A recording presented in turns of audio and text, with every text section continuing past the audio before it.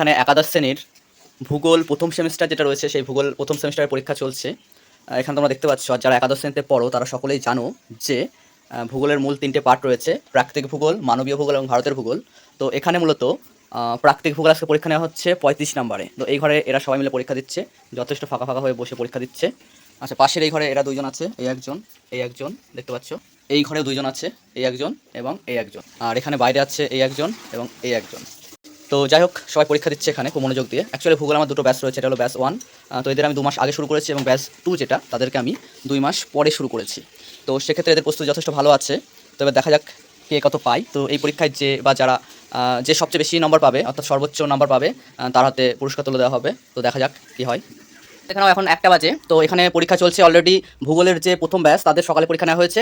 তো এখন দ্বিতীয় ব্যাচের পরীক্ষা চলছে। তোমরা দেখতে পাচ্ছ সবাই এখানে ফাঁকা ফাঁকা হয়ে বসে পরীক্ষা দিচ্ছে, এবং কার্ড দেওয়া হয়েছে এখনো পর্যন্ত। এই ঘরে এরা পরীক্ষা দিচ্ছে, এবং এই ঘরে যারা আছে, তো এদের মধ্যে থেকে বা এই ব্যাচে যারা আছে তাদের মধ্যে থেকে যারা ফার্স্ট হবে বা সবথেকে বেশি যে নাম্বার পাবে তার জন্য একটা পুরস্কার থাকবে। তো দেখা যাক কে ফার্স্ট হয়। আচ্ছা, এই ঘরে দেখতে পাচ্ছ 2জন আছে, এদের পরীক্ষা বলছে প্রায় শেষই হয়ে গেছে। তো দেখা যাক এরা কেমন কি রেজাল্ট করে।